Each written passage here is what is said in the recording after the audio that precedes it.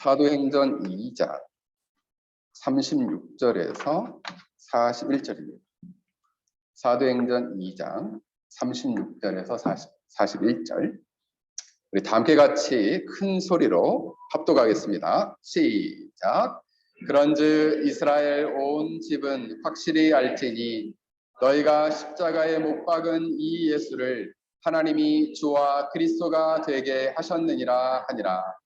그들이 이 말을 듣고 마음에 찔려 베드로와 다른 사도에게 물어 이르되 형제들아 우리가 어찌할꼬 하거늘.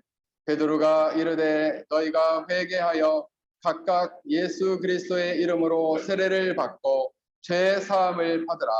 그리하면 성령의 선물을 받으리니 이 약속은 너희와 너희 자녀와 모든 먼데 사람 곧 주 우리 하나님이 얼마든지 부르시는 자들에게 하신 것이라 하고 또 여러 말로 확증하며 권하여 이르되 너희가 이 패역한 세대에서 구원을 받으라 하니 이 말을 받는 사람들은 세례를 받음에 이날의 신도의 수가 3,000이나 더하더라. 아멘. 잠깐 기도하겠습니다.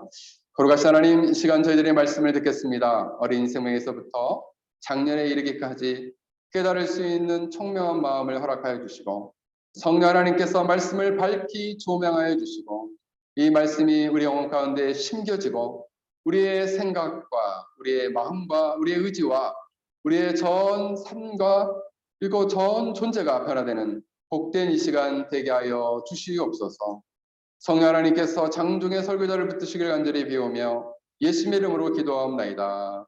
아멘. 오늘 말씀의 제목은 성령 시리즈 네 번째, 성령 충만을 받으려면, 이런 주제를 가지고 말씀을 전하고자 합니다.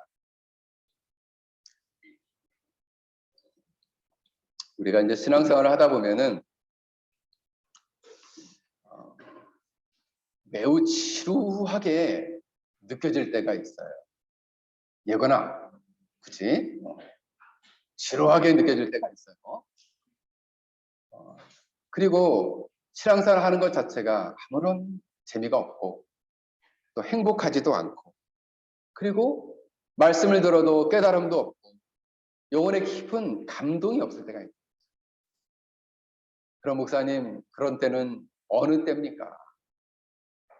성령이 역사하지 않는 신앙생활을 할 때, 성령이 그 마음 가운데 감동을 주지 않는 신앙생활을 하게 될 때, 이러한 지루한 신앙생활이 계속된다는 겁니다. 마치 우리 교회에도 저 자동문이 있는데 저 자동문은 한 번씩 제가 기름을 쳐줍니다. 그러면은 리모컨으로 딱 누르면은 이 톱니바퀴가 막 돌아가면서 이 문을 움직이는 거예요. 근데 이 기름을 잘 묻혀주지 않으면 빡빡하겠죠. 그래서 끼끼끼 소리가 나요. 덜그덕거린다는 거죠. 그래서 보트를 우리가 타고 다니는 배 있잖아요. 그 배를 진흙에서 미는 듯한 느낌. 꼼짝도 안 해요. 그게 어떤 신앙생활이냐? 성령 하나님이 역사하지 않는 신앙생활. 자, 이런 신앙생활 하게 되면은 어떨까요? 우리 제이슨, 어떨 것 같아? 별로. 막. 별로 막. 우리 원준아, 어떨 것 같아?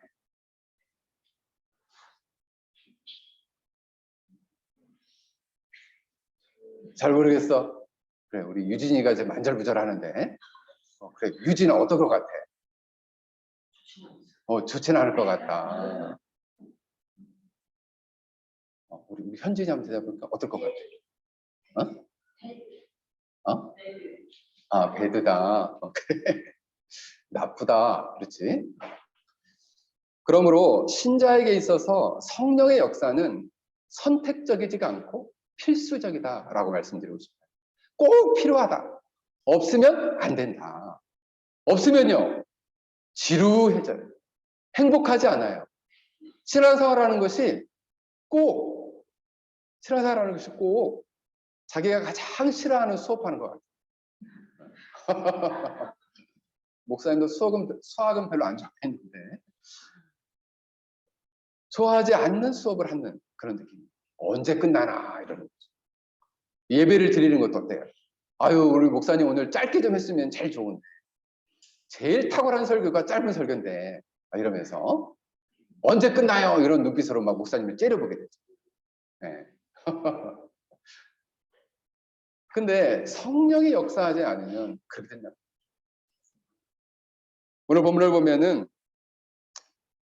베드로와 11사도가 오순절날 성령의 역사를 경험하고 성전 앞에 섰어요. 그때 몇천 명의 수많은 사람들이 가득 그 성전 앞에 모인. 이때 그 시간이 오전 9시였어요.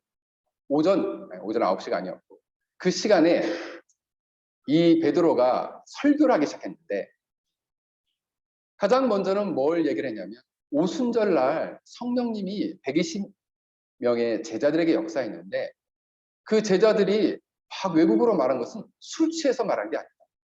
왜냐하면 오전 9시인데 그 시간에 술을 취했겠느냐? 이렇게 얘기합니다. 그러면서 이 성령이 부어진 역사는 오래전 요엘 선지자가 말했던 예언이 성취가 된 것이다. 이렇게 말하기 시작했어요. 말세에 하나님께서 당신의 종에게 영을 부어서 젊은이는 늙은이는 꿈을 꾸고 젊은이는 환상을 보며 그리고 많은 자들이 남종 여종이 예언을 할 것이다. 이런 요엘 선지자의 예언이 성취가 된 것이다. 그러면서 이 베드로는 예수님이 살아 생전에 있었던 일들을 언급하고 그 일들은 어떤 일이었느냐? 예수님께서 권능과 기사와 표적을 행하고 많은 이들 앞에 사역했던 것을 증언했어요. 그런데 하나님이 정하신 때에 하나님의 허락하에 법 없는 자들의 손을 빌려서 십자가에 고난받아 죽으셨다. 그리고 놀랍게 하나님이 그를 사망의 고통에서 그를 풀어 살리셨다. 그러면서 다윗은 선지자였는데 다윗이 놀랍게 이 일을 오래전 약 1000년 전에 예언했다. 이렇게 말했습니다. 유대인들 앞에서 다윗의 예언은 권위가 있죠. 그러니까 그 다윗의 예언을 빌어서 바로 그 예수님을 통해서 그 예수님이 부활 승천하실 뿐만 아니라 하나님 보호자 우편에서 앉아 계시며 생명의 길을 보여주실 거라 말씀하셨다라는 거예요. 이것을 증언했습니다. 그러므로 너희들이 그 하늘 보좌에 앉으신 예수님께서 약속하신 성령을 받아서 우리에게 부어주신다고 말씀하셨다. 그로 이 예수님은 너희들이 십자가에 못 박아 죽인 이 예수는 누구냐? 주이시다. 그리고 그리스도이시다. 라고 선포했다. 이스라엘의 모든 집아 확실히 알아라. 너희들이 저 십자가에 못 박은 이 예수를 하나님께서 주와 메시아, 구원주, 그리스도가 되게 하셨다. 이 말을 듣고 이스라엘 백성들이 마음에 찔렸다 그랬습니다. 왜 찔렸어요? 너희가 죽인 그가 하나님의 아들이시고 메시아이시고 주이시고 그리스도이시다라는 거죠. 자, 질문합니다. 유대인들이 못 박아 죽인 예수가 누구라고요? 자, 내가 이제 금방은 4개로 말했는데 2개로만 말해도 돼. 2단어만 얘기했어요. 오, 지율이. 메시아 그리스도 똑같은 말인데 맞습니다. 메시아 그리스도 또 지호 하나님의 아들. 오, 그래 잘했어. 하나님의 아들. 또 주시다. 주 로드 주시다. 주님이시다. 이런 말이에요. 이 말을 듣고 이스라엘 백성들 온 유대 사람들이 마음에 찔렸어요. 그래서 하는 얘기가 그러면 우리가 어떻게 해야 합니까? 무엇을 해야 합니까? 라고 물었다는 거예요. 그래서 오늘 베드로 사도는 이 시간에 너희들이 무엇을 해야 할지 얘기를 해줬다는 거죠. 오늘 38절에 보면 베드로가 이르되 너희가 회개하여 각각 예수 그리스도의 이름으로 세례를 받고 죄 사함을 받으라. 그리하면 성령의 선물을 받으리니 라고 말씀하고 있어요. 그리하면 너희가 성령의 선물을 받으리니. 여기 보면 성령을 선물로 받는다라는 말씀이 나와요. 이것은 성령의 은사와는 구별되어야 합니다.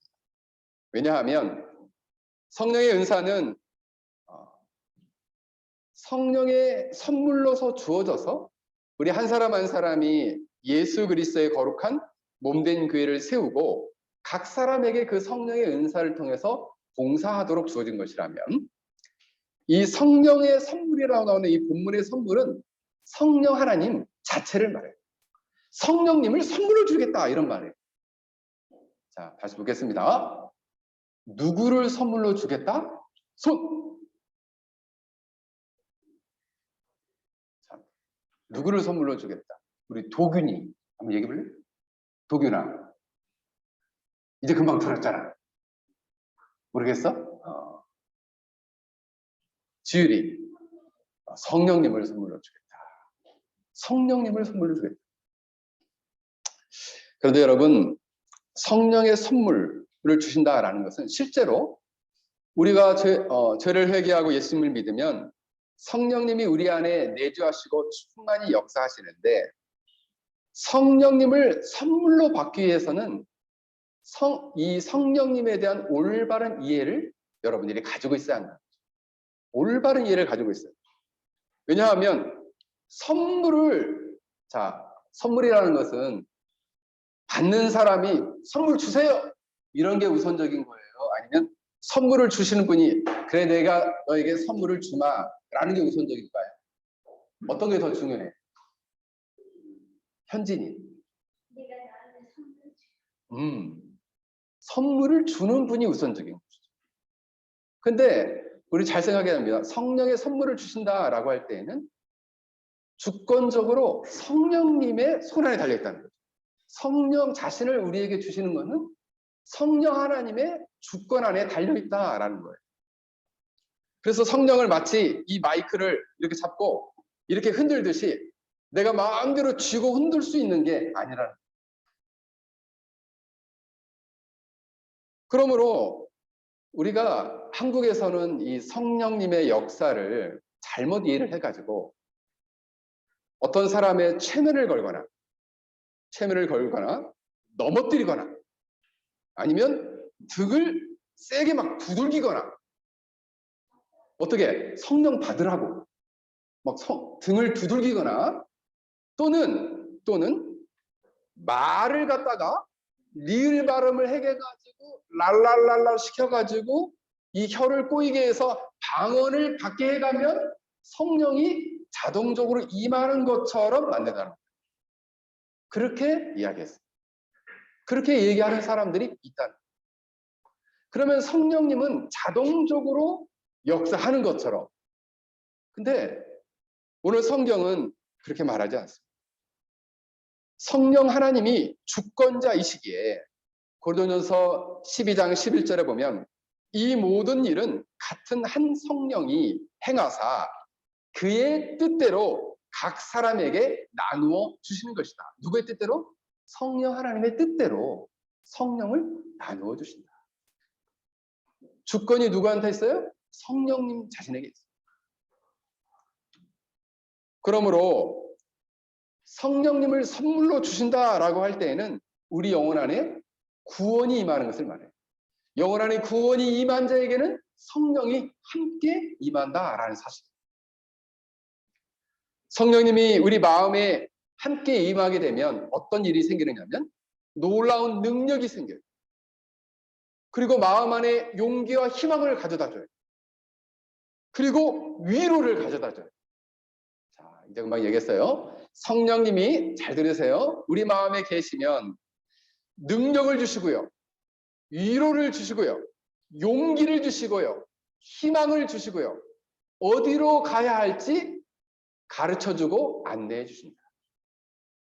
자, 성령님이 우리 안에 계시면 어떤 일이 일어난다고요?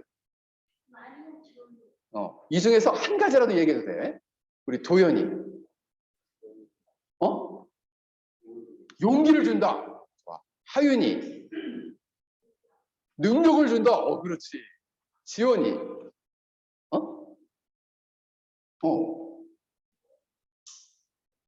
큰 소리로. 위로를 준다. 그렇지. 위로를 준다. 지호. 희망을 준다. 지율이. 큰 소리로. 똑같은 거 하려고 그랬어. 그렇습니다. 성령님이 우리 안에 계시면 위로를 주고 소망을 주고 희망을 주고 우리가 갈 바를 가르쳐주고 그리고 능력을 준다는 거예요. 누가? 성령님께서. 그래서 성령을 선물로 받을 때에는 세 가지의 목적과 동기가 있어요. 그러니까 우리가 단순히 성령님 주세요. 성령님이 우리 안에 내주하시면 좋을 것 같아요. 선물로 주세요. 왜요? 왜 줘야 합니까? 물어보면 좋잖아요. 받으면 좋지 않을까요? 그런 목적이 아니에요. 세 가지의 목적이 있는데 세 가지의 동기이자 목적이에요. 첫 번째는 성령님이 우리 안에 있으면 사람들로 하여금 예수님을 닮게 하기 때문에 꼭 성령님이 우리 안에 있어야 한다. 누구를 닮게 한다고요? 예수님을 닮게 한다. 또 하나는 성령님이 우리 안에 있으면 예수님의 몸된 교회를 세우게 한다는 거예요. 예수님의 몸된 교회를 세우게 한다. 두 번째. 세 번째는 우리로 하여금 하나님의 나라의 복음을 전하고 하나님의 나라를 성장시키게 한다. 누가 있으면? 성령님이 우리 안에 계시면. 자, 요거는 이제 좀 어렵기 때문에 우리 어른들이 한번 대답해 보면 좋을 것 같아요. 세 가지. 성령님이 우리 안에 꼭 계셔야 하는 이유 세 가지. 뭘까요? 그 목적 세 가지. 누가 한번 이야기해 주실 분? 네, 우리 황 집사님.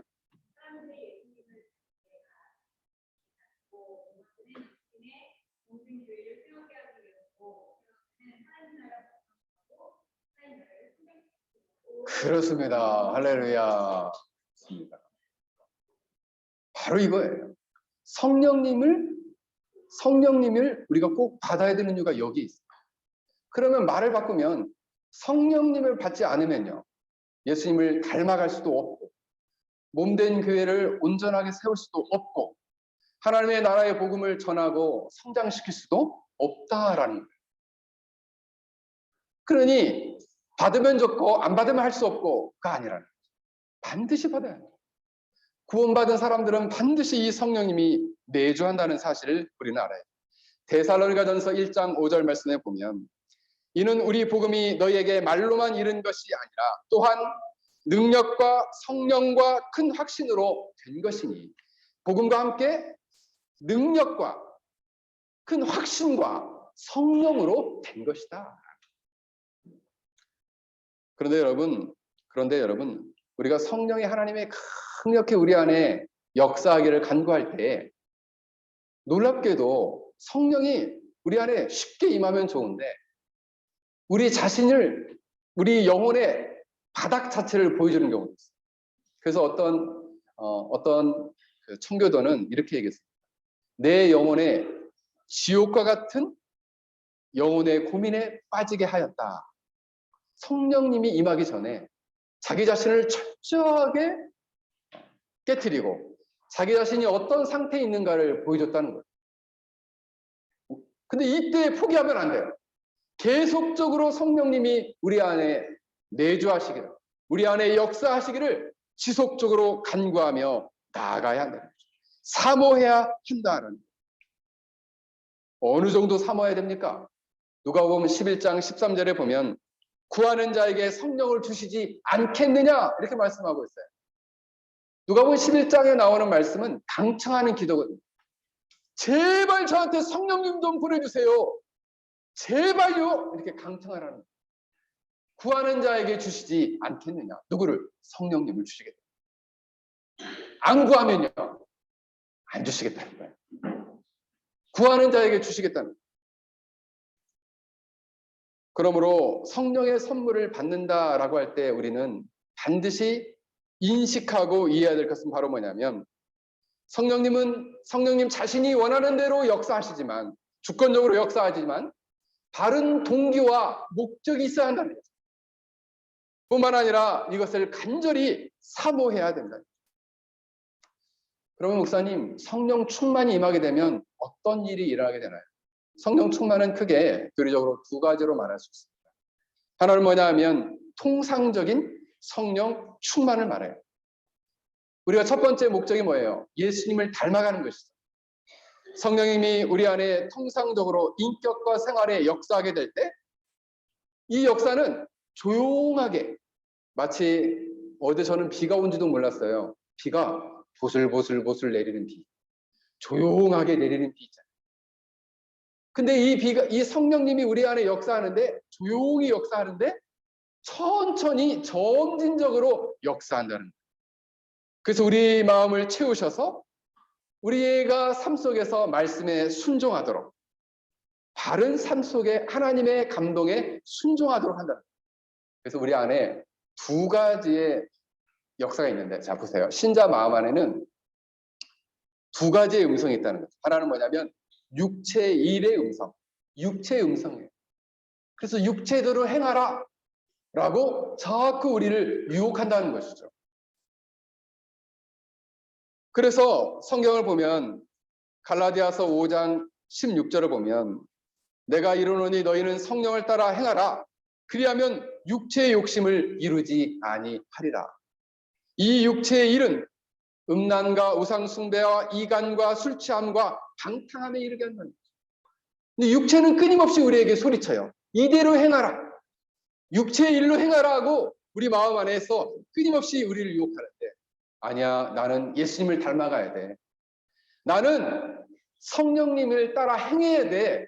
이러한 목소리가 있다는 거예요. 이거 누가? 성령님이 우리 마음 안에 감동하시고 우리를 깨닫게 하시고 우리 안에 충만히 우리를 지배할 때 이런 소리가 들려요. 성령을 따라 행하라! 이렇게 소리가 들려요. 그러면 어떤 일이 일어나게 될까요? 성령의 열매가 맺혀진다.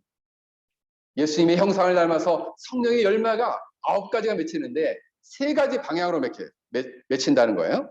첫 번째는 하나님과의 관계에 있어서 사랑과 희락, 기쁨과 화평, 평화를 누리게 돼요. 하나님과의 관계에서 뭘 누린다고요? 사랑과 기쁨, 희락과 평화, 화평의 열매를 맺게 된다. 자, 잘 기억해요. 그 다음에 다른 사람과의 관계에서는 오래 참음과 자비와 선을 베푸는 양선, 이 3가지 열매가 맺힌다는 거예요. 다른 사람을 향해서 오래 참고 자비를 베풀고 선을 따라 행하는 양선의 열매를 맺힌다. 마지막 3번째, 자기 자신에 대해서는 변함없이 일관성이 있는 성실한 태도인 충성과 온유와 절제 열매를 맺힌다. 온유하고 스스로 절제한다. 뭐에 대해서? 육체의 일에 대해서. 자, 먼저 질문을 던지겠습니다.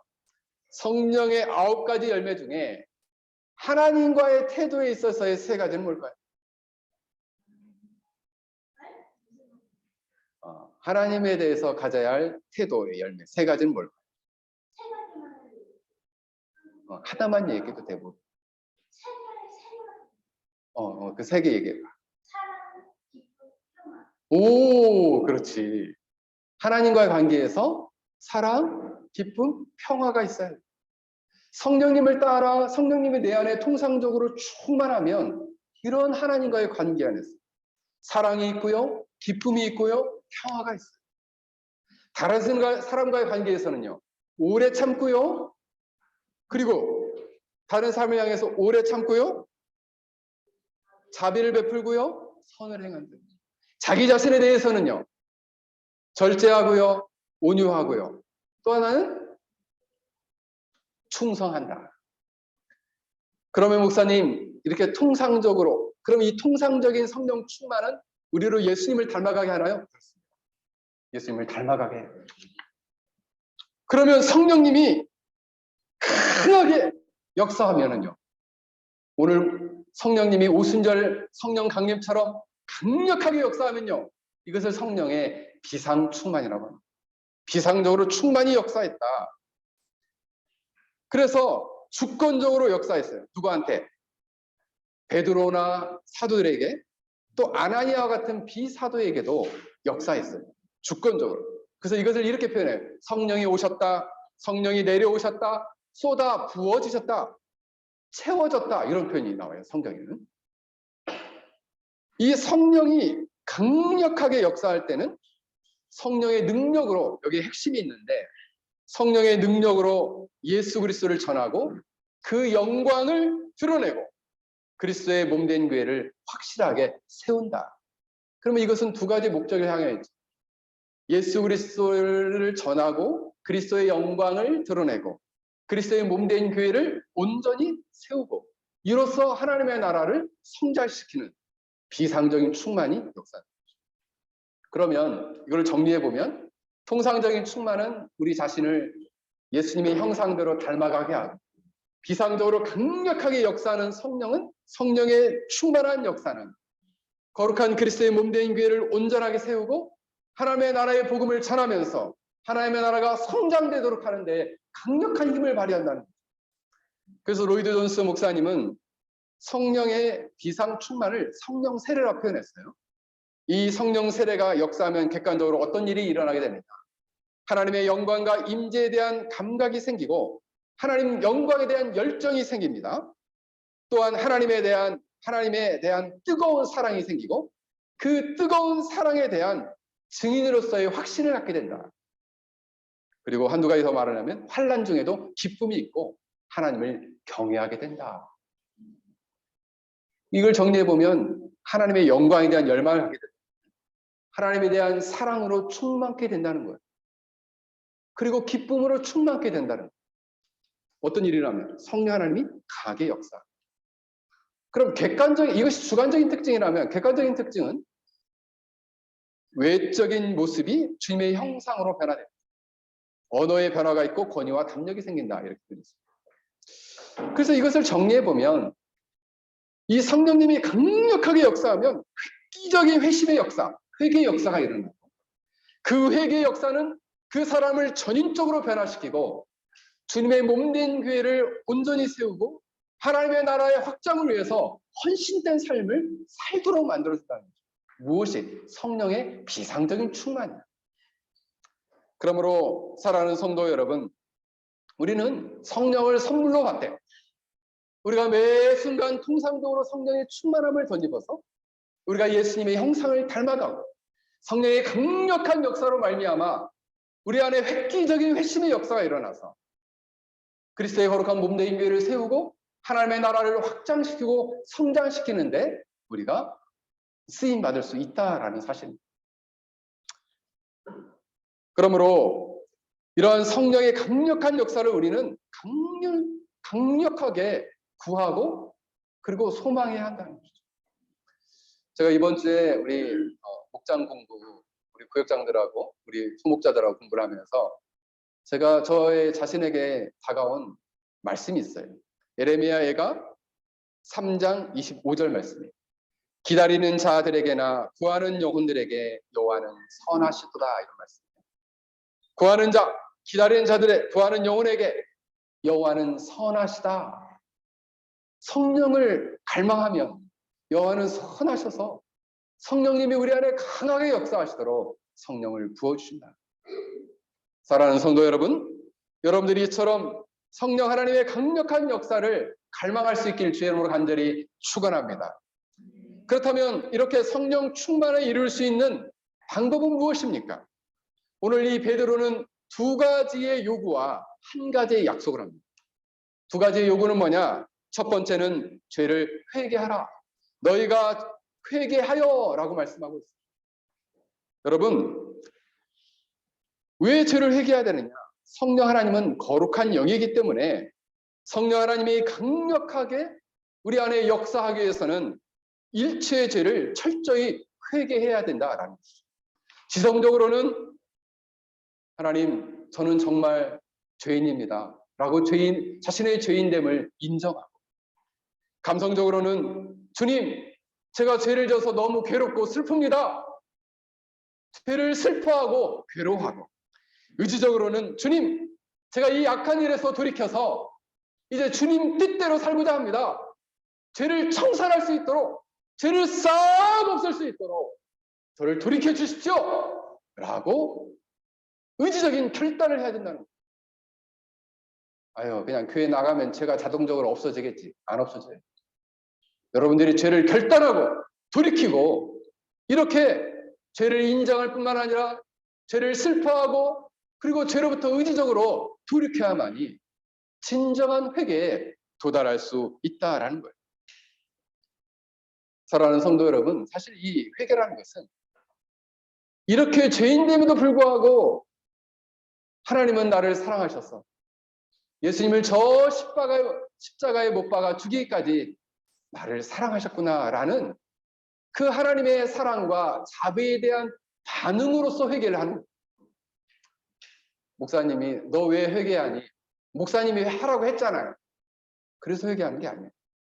여러분들이 주님의 사랑 때문에, 예수님의 사랑 때문에 여러분들이 죄를 회개하게 될 때 진정한 회개에 도달할 수 있다. 베드로의 두 번째 요구는 무엇입니까? 예수 그리스도의 이름으로 세례를 받아라. 세례를 받는다는 것은 회개의 표시예요. 그래서 죄 용서함을 받고 죄를 씻어서 이제는 예수님과 연합되기를 원합니다. 라는 공적인 표시예요. 그게 바로 뭐냐면 세례예요. 세례. 근데 여러분 생각해 보십시오. 누구의 이름으로 세례를 받으라는 거예요? 예수님의 이름. 근데 생각해 보세요. 이 베드로의 설교를 듣고 있는 사람들은 유대인들이었어요. 그리고 예수님을 욕하고 저주하고 죽였던 사람들이에요. 근데 그 예수님의 이름으로 자신들이 죽였던 원수와 같은 그 이름으로 세례를 받으라는 거예요. 그게 쉬워요? 어려운 일입니다. 예수님의 이름으로 세례를 받으라는 거예요. 뭘 회개하고 예수님을 십자가에 못 박아 죽인 그 죄를 회개하고 예수님의 이름으로 세례를 받으라. 여러분, 놀랍게도 성령님은 예수님의 영이시기 때문에 이처럼 그리스도와 연합하여 그리스도를 불붙듯 사랑하는 자에게 성령이 놀랍도록 충만히 역사한다는 사실을 여러분 기억하십시오. 목사님, 저는 성령 충만하고 싶습니다. 그럼 여러분들이 예수님을 뜨겁게 사랑하십시오. 그러면 여러분들 안에 성령님이 강하게 역사하게 됩니다. 예수님을 뜨겁게 사랑하면 그리고 예수님의 영으로 충만케 되는 역사가 일어나게 된다라는 사실입니다. 그렇게 하게 될 때 성령 충만한 자들은 결국 예수님의 구원에 감사하며 감사와 시와 찬미와 신령한 노래로 예배할 수 있게 됩니다. 그게 성령 충만의 결과다라고 지난주 제가 말씀드렸잖아요. 그리고 성령이 역사하게 되자 그들은 이렇게 예배자로서 나갈 뿐만 아니라 담대하게 하나님의 말씀에 철저히 순종하는 삶으로 나아가게 된다는 거예요. 그때 그리스도의 거룩한 몸된 교회가 온전하게 세워지게 됩니다. 그러면 한 가지 약속, 그러면 너희가 성령을 선물로 받을 것이다. 죄를 회개하고 예수님을 뜨겁게 사랑하면, 세례를 받고 예수님을 뜨겁게 사랑하면 성령을 어떻게 선물로 라고 말씀하고 있습니다. 그래서 그 결과로 어떤 일이 일어났습니까? 이 설교를 듣고 3,000명이 회개했습니다. 3,000명이 회개하고 예수님의 이름으로 세례를 받았습니다. 한번 생각해 보십시오. 3,000명의 사람들이 이 12사도 앞에서 머리를 조아려 그 세례를 받는 장면들을 생각해 보십시오.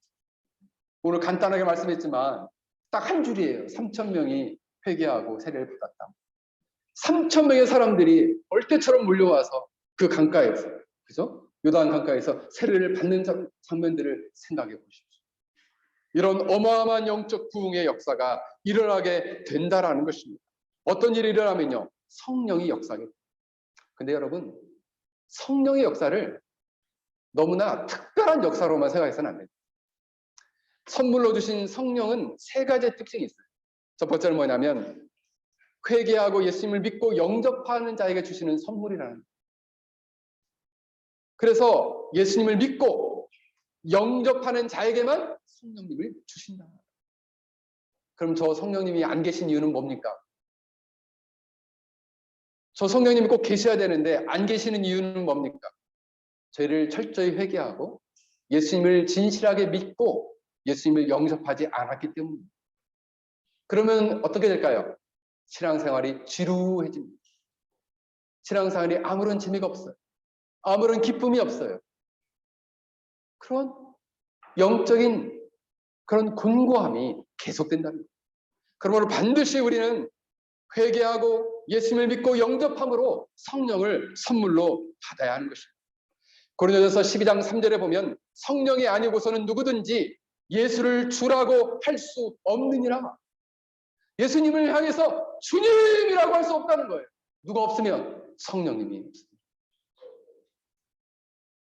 두 번째 특징은 성령님은 믿는 모든 그리스도인들에게 주어진다는 거예요. 그래서 이 39절에 보면 이 약속은 너희와 너희 자녀와 모든 먼데 사람 곧 주 우리 하나님이 얼마든지 부르시는 자들에게 하신 것이다. 너희와 너희 자녀와 모든 먼데 사람 하나님이 부르시는 자들에게 이 약속 성령을 선물로 주신다는 약속이 주어졌다라는 것입니다. 할렐루야. 얼마나 감사한 일입니까? 그러면 나에게도 주어졌다. 그 먼데 사람이 어디예요? 이 페낭에 있는 우리 디아스포라 우리 한인들 이 먼데 있잖아요. 먼데 우리에게 보편적으로 주어졌다는 거예요. 심지어는 빈부귀천이 없는 사람. 이 성령은 빈부귀천이 없어요. 높은 사람만 받는 게 아니에요. 낮은 사람만 받는 게 아니에요.